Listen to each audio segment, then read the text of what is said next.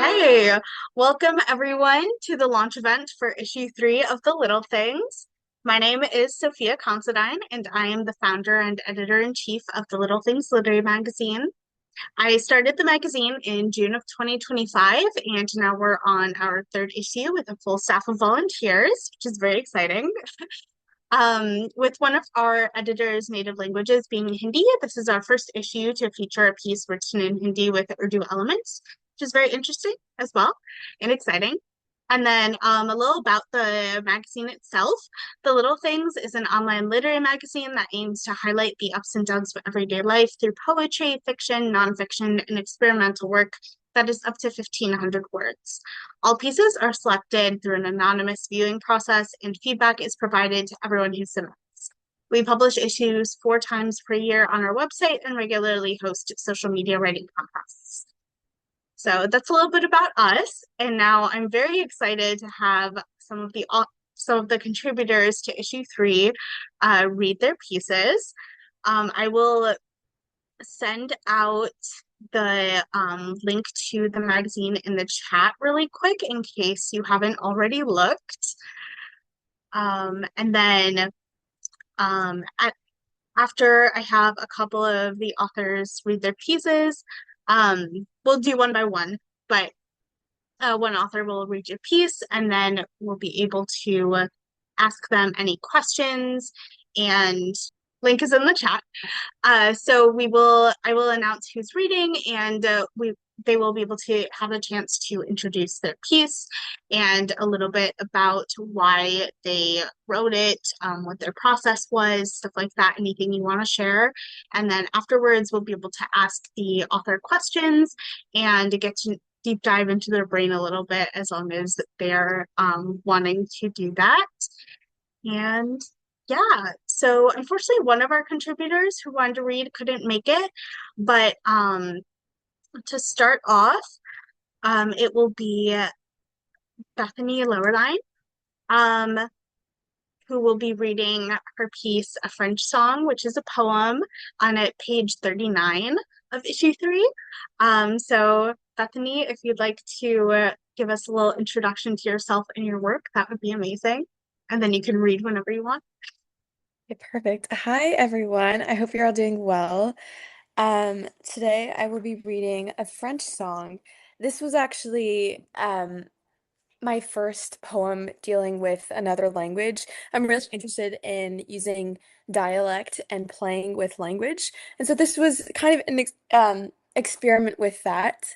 I'm from Texas, although I was born in California, but I currently live in Texas. I am about to graduate this December with my creative writing degree. And I guess I'll just jump right in. A French song. Within a basket begins a menage a trois, unfolding two bold colors that don't belong. The reds and white begin to stick out strong, a clash of colors, that je ne sais quoi. The socks unmatched began to lose their pair, and I knew forest screen had met its end. The love stripped and hid in the river's bend as woven blankets surrendering your hair. Bed sheets, too, tangled in forgetting the way an empty washer will still softly sing. It cycles my songs, longing to delay the echoes your goodbyes do ring. And yet, my denial is carried among days old laundry, in tune with the French song. Thank you.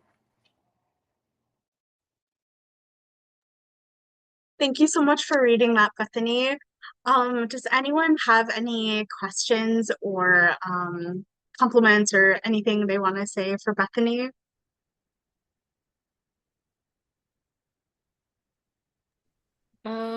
I think that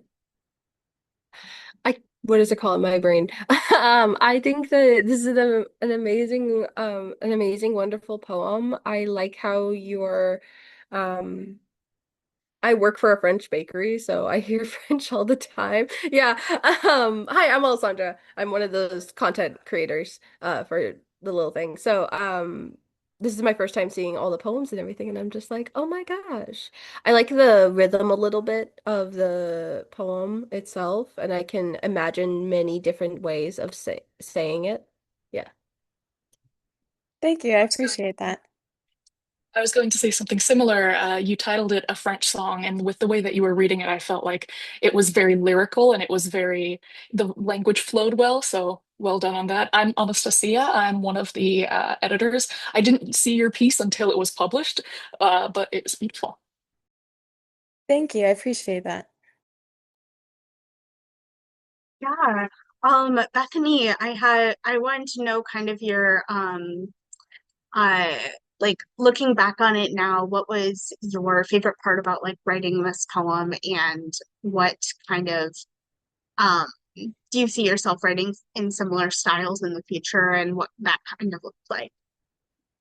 Oh, for sure. I think since have experimented with this, I definitely want to continue. I think I love the way it challenges people to look up, the words themselves if they might not understand or speak French. I love kind of playing with people to motivate them to look up those big words or words that they might not understand. I think I am interested in using the mundane, hence my laundry is actually going on right now. So I love taking something so mundane, something that we experience on a day-to-day basis, and just creating a different world for us to go into. Oh my gosh, yeah, that's beautiful. That's like the kind of the mindset that I went into with the little things. So that's really wonderful to hear that so many other people are also thinking about life in that direction, you know. Thank you so much. Of course. Does anyone else have any other questions for Bethany?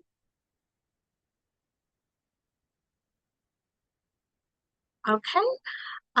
Next up, we have Alex Waluik, who will be reading his piece Frostbite, which is fiction, and that'll be on page 21 of issue 3. And Alex, feel free to give us a little context, any inspiration you want us to know about the piece beforehand, and then dive right in.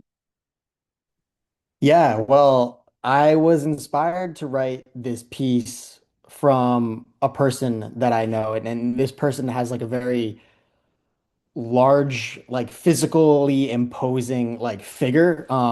He's like 6'6", has like the bushiest beard ever. He's very lumberjackian, if you will. And I think he was sort of the physical embodiment of the character. And then I wanted to emotionally embody other experiences, ones that I've had, ones that I've seen other people have. And the reason why I sort of did this was because I think that a lot of the time people experience very similar emotions in different bodies, and yet they feel so distant, but at the same time they are so universal. And I think something that ultimately brings that universality is the presence of nature. So it's set in a very like nature-esque scene, which I think kind of blurs the lines of our subjectivity and like individualistic humanity and kind of turns us all into this one conglomerate thing. So that was like kind of like a 90-second quick like rundown about what inspired me to write the piece. Should I read the whole thing, Sophia? Um, I don't know if you've timed yourself reading it, but how long is it? Do you know? It would take me a little bit, so I know we have like we're pressed for time a little bit. So I can read the ending, I guess, like the last couple paragraphs. Not sure. Or if you wanted to, mm, well, I wanted to ask, I know I have a couple other contributors here. I know I didn't have you originally. Is anyone else interested in reading during this session? Or if you're not, you don't have to say anything, but no pressure. Yeah, I'm Mac. I'd love to read. Sorry, I just didn't respond to the email in time. Okay, sounds good. Then yeah, a few paragraphs, Alex, that would be amazing. Cool. Thank you so much. Yeah, for sure. Okay, so I will read the last three paragraphs of the story. Okay. As the man neared the door and the soft snow crunched beneath the weight of his large feet, the wind whistled and sparkling powder slithered across the streetscape like snakes sprinting for their burrows, and when they vanished, the ice glimmered like diamonds. And because such ordinary things don't ask for attention, it is up to the eye of the beholder to notice these sublime modesties, the wintry wonderland. Yet the man was not privy to this quiet noticing. With a slow heave, the orange door creaked open and sighed, like an overworked, obtuse farm animal, tired and yearning to look down the end of a barrel before everything went black, because animals don't go to heaven, they just die. A pocket of warmth floated on from the crackling fireplace to the foyer, and the man was home. Yet he did not turn to admire the enchanted white landscape he just traversed, nor did he bask in the soft embrace of heat that enveloped the saffron yellow house, the gentle radiance from the ever-burning fire. Rather, the man merely removed his frayed boots from his searing feet and labored past his wife and the ambient living room into the kitchen. He was cold and as unassuming as the eggs he now placed in the refrigerator, oblivious to the wonderland falling in the window, the comfort of his home, and the woman before him, who so desperately wished he'd met her gaze as he passed through. He had not, for he was too numb to notice, and too sad to admire, and especially too broken to love. And so yeah, that was the end.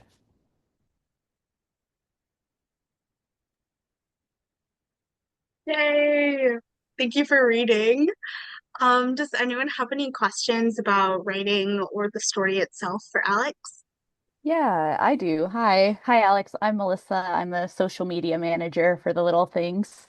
Also a fiction writer myself, and I really noticed how lyrical your piece was with like your descriptions, which was great. I was curious, like, who were some of your inspirations as writers while you were like creating this piece, and what kind of inspired that? Oh, that is a great question. I think the biggest influence on the lyricism that I brought to this piece was probably, I would say Kieran Desai was a very big influence. She wrote The Loneliness of Sonia and Sunny, which was shortlisted for the Booker Prize. And I was reading that novel at the time of writing this piece, and she has such a lyrical voice and is so skilled in crafting a scene without any dialogue or language, and especially in nature. And so that was a big influence for myself. Yeah, that's great. It was super immersive. So I always love to hear, what people's influences are. It's so cool when you see like what you're reading kind of come out in your own writing. So thanks Yeah, for for sure. sharing That was that. a great question. Wow, I've never been asked something like that. Cool. I just wanted to compliment a specific phrase that you used because I am personally a lover of alliteration and figurative language, and Mm, so I really yes. enjoyed I really enjoyed your piece. The phrase, where was it? The wind whistled and sparkling powder slithered across the streetscape. Really good. I really love how that sounds. Obviously, the alliteration and just how it evokes the visuals of your story. So well done. Yeah, big alliteration guy. Big alliteration.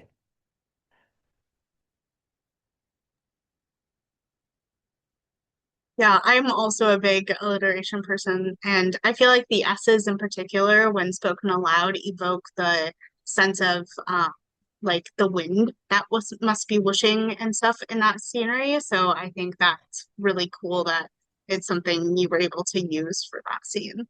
Yeah, I have that in my notes, in my notebook when I was editing this. The reason why I wanted to include S's is because it sounds like wind. And so I'm actually, that makes me so happy that someone noticed that. Oh my gosh, that warms my heart. Yeah, I love when things get translated well to I other know, people. right? Oh, that is the best. That's like better than the piece even being published in of itself. Okay, cool.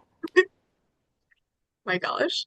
Um, One last question from me. I wanted to know kind of Um, I mean, some of it seems a little obvious with deciding to have this in like a cold climate with the kind of thoughts and emotions of loneliness that the man is going through. But what made you choose like this specific walk through the woods and like the eggs and like the little details that go into it? Yeah, I think the reason why I chose this particular setting and examples such as the eggs also being frozen and the saffron yellow house that had clearly been a little bit aging and decaying. I chose all of those different elements because I think it ultimately evokes and reinforces the entire message of the story, which is that things do, especially people, I think as well, they ultimately become battered and bruised over time. And despite those bruises and those scars, there is still a level of beauty to them as well. And so that was the reason why I ultimately chose this particular setting, especially with the sort of winter-esque elements, is that I think a lot of people that live in New England, like myself, tend to despise the winter and sort of always look to the next step, like the summer and the spring. And yet there's such a beauty within the uncomfortability of what that is. And I think the same can go for people as well, and this character in particular. So yeah. Wow, I love that. That's so cool. I love looking at like seasons and aspects of life in different ways like that. So interesting. Thank you for letting me share. Yeah, of course. Thank you for sharing. Yeah, I guess I'll open up the floor to Mac next, to read Black Bile Syrup, which is another fiction piece on page 18 of issue 3. Um, Feel free to read a couple paragraphs of whatever you think is the most all-encompassing of your piece and share any inspiration or context that you want us to know. Yeah, thanks so much. Thanks for letting me do this last minute. I'll read from the last 3 paragraphs, and I'll read first and then I'll get into it. That's all right. And also, if you see like a tail swinging, I'm so sorry. That's my cat. She will like not leave me alone, which is great. But I was noticing the cat, and I was going to say the yeah, cat is a great addition. I know. I'm like she's like trying to jump on my computer, so she's just done. Cats do. Sorry. Okay. Oh, this is on page 19. Straining, she asks, "Do you care about me?" I instinctively reach for her, but she dodges my hand. "What about our kids? Do you like being with us?" "Of course I do." Then it's settled. She looks up, again, convicted on my behalf. "You'll love us in your own way, and we'll love you in ours."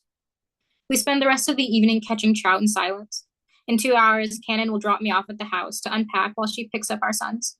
I'll hang up the rods in the garage, stick the bait bag on the shelf, and clean the fish in the sink.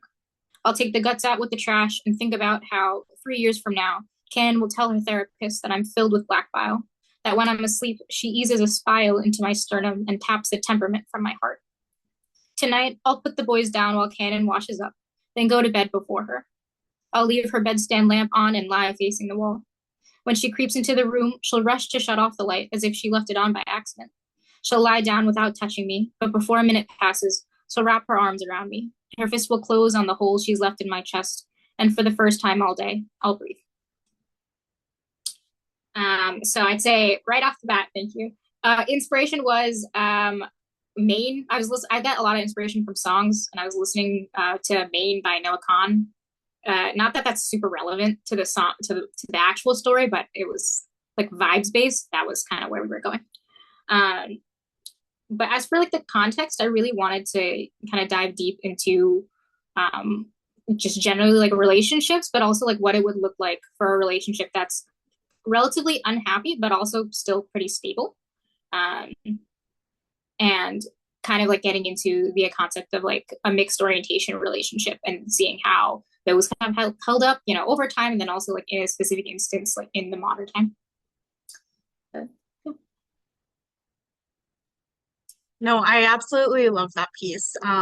It's such an interesting take on the numbness that comes from everyday life sometimes, and in such a different way than like I usually see pieces written in. I just don't normally see like the focus on a marriage that's not holding the same weight or the continuous like love, but still having like a contentment of sorts. Um, so I think that's just a really cool way of doing that. Thank you. Yeah. Does anyone have any questions for Matt? have a question. First of all, I really enjoyed your piece. I was going to say, while you were reading, it felt like you're writing in the way of like descriptions versus kind of simplicity. It felt very well balanced. And so I was going to ask kind of, how do you choose when to describe more and when to kind of pull back and simplify the language in your story? Because I think you did that very well. Thank you. I think when I'm thinking of like, oh, like a deep dive into, let's say, like the characters, like specific like bodily settings, um, I think I'm trying to tie to the emotion behind it and whether or not that's like not relevant to the story, but like whether or not this is something that I want the readers to experience alongside the character, or if it's something that can, be moved on with more of like a cursory glance. Great, thank you. Um, well, first off, that was absolutely phenomenal. I don't know if you've ever read The Wall by Marlon Hossover. It's one of my like all-time favorite novels, and it reminded me, or your piece reminded me a lot of that novel. So I guess that just goes to show how much I really liked it, the three paragraphs that you read. Um, One thing I was curious about was in you have a way of describing and Sophia kind of mentioned this. You have a very like special way of describing sort of the tranquility I think that can come from everyday life, especially in that second paragraph where it's it's pretty much like a very mundane thing that this character is doing.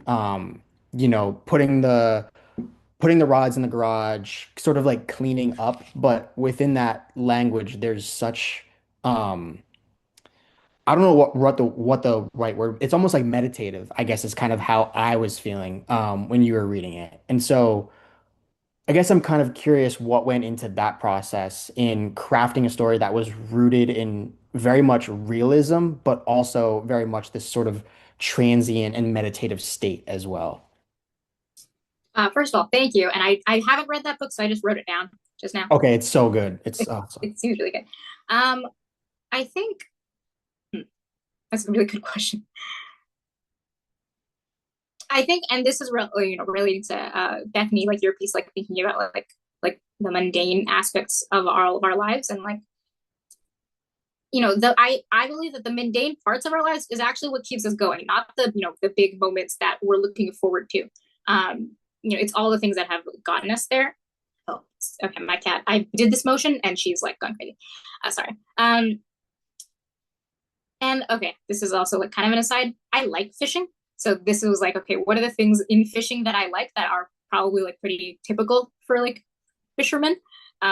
Thinking about like, okay, and then you're thinking ahead of you did the thing that you liked, but also now what comes after that? What comes after the big moment? It is hanging up the rods in the garage. It's cleaning the fish, all the stuff that has to come afterwards, that are important to mention because that's part of the life that you're experiencing.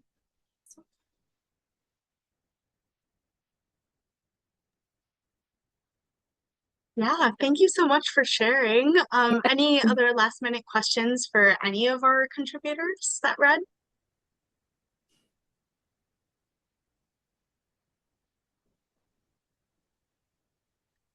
I have one last question before we kind of wrap up. For everyone, I was kind of curious what your experience has been like as a writer with literary magazines and the little things, and just like what your perspective is on the current um, literary magazine environment for writers.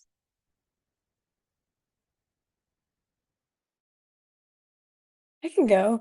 I think I submit quite often. I think it's kind of religious. I think I'm submitting all the time to, smaller publications or big publications on Submittable. I think some, I'm paying out of pocket and then some are free. So I think it's finding a balance of being okay with rejections and what is the word? Like, I guess being okay with starting out small. I think every writer has to start somewhere, and I think it's such a blessing. It's so amazing to be published with um any publication, whether it be grand or small, because you get to meet so many different writers and like-minded writers, and also get to engage one-on-one with those editors and the people that read your piece. So it's amazing to have this opportunity. I think I would just encourage people to keep submitting, regardless of if you hear feedback. I think I was very surprised when I received feedback on my piece. I think that was so amazing. I've never been given feedback within within an email, so that was kind of cool. But yeah.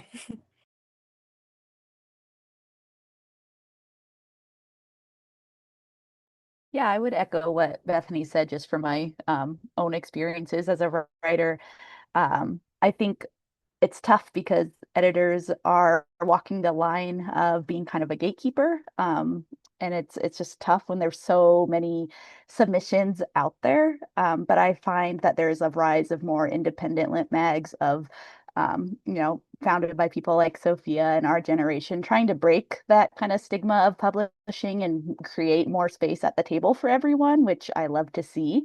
It is a balance of like, some of them will just give you a thumbs up or a thumbs down. Some you have to pay for feedback. Some will give you free feedback. So it's just kind of like all about exploring your options, following a lot of lit mags on social media and finding those opportunities, and just continuing to not give up and just stay in the game because all it takes is one yes. It's hard to wait, but all it takes is one yes. And you just gotta, stay strong and believe in your story. You wrote it for a reason.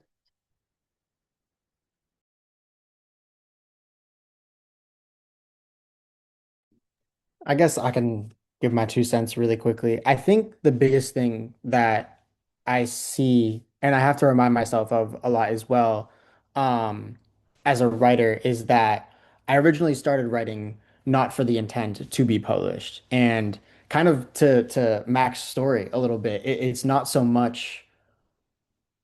I mean, it is, but it's not the whole picture. It's not always about getting published or seeing your name somewhere. And this has been something that I've had to kind of learn recently. A lot of it and where the benefit kind of is in the actual process of writing and crafting a story. To me, that's where the real value is. Like all the other tertiary stuff of having your name on a publication is absolutely wonderful, but I think the things that I've learned about myself through the act of writing have been more valuable than seeing my name on a publication or submitting to journals and getting rejected. I think it's actually the process of writing that validates all the rejection and all the acceptances and all that will come. So, yeah.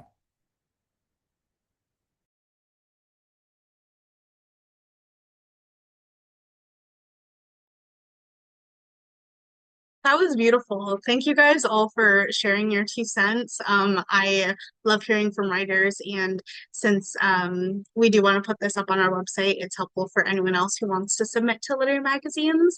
So I really appreciate you hearing your opinions and thoughts and everything. Um, and thank you so much for coming. Real quick, um, as we're wrapping up, I know Melissa would like to take a little screenshot for us for Instagram and LinkedIn. If you guys are fine with being in that photo, please keep your cameras on. If you're not, turn them off. No worries either way. And thank you guys for coming. Melissa, give us the countdown. Yes, of course. So thank you, everyone. This is kind of the little things version of a group photo, if you will. I'll give you a countdown, and just give me like Do an we extra second of buffer period, just because, you know, the screen do capture. we Yeah, all want to Alessandra. unmute? Sorry. Do we all want to Oh, it doesn't unmute so really I suppose that it matter. does look a little more aesthetic that way. yeah, then everyone Oh, take off your mute button. You don't have to oh, speak. true, true, true. Unless you're on, Bethany. unless your video's off, then it doesn't Okay, matter. It's fine. okay. Okay. Everyone set. Okay, so 3, 2, 1.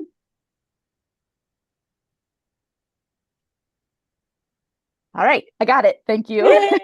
It takes like a moment of pause, but Yeah. No, we you're got all it. good. Thank you, everyone. Okay, thank you all for coming. I really appreciate it and for reading your work. Have a wonderful rest of your night or day or whatever your time zone is. And yeah, thank you so much for submitting. I hope to read your work again soon. Yes, Yes, it everyone. was so nice to meet you It was so nice to guys. meet you all, guys. Thank you. Yeah. Bye-bye. I'm so excited. I might do some fabulous social media posts with your stuff, you Ooh, know? as you should. I I gotta was gonna see what the say, plan is. Yeah, you'll I you'll was, hear from our social media team if they're doing a contributor highlight. So Yeah. keep an eye out. that's what I'll But be doing anyway, because I want to follow your guys' work. Oh yes. Yes. absolutely.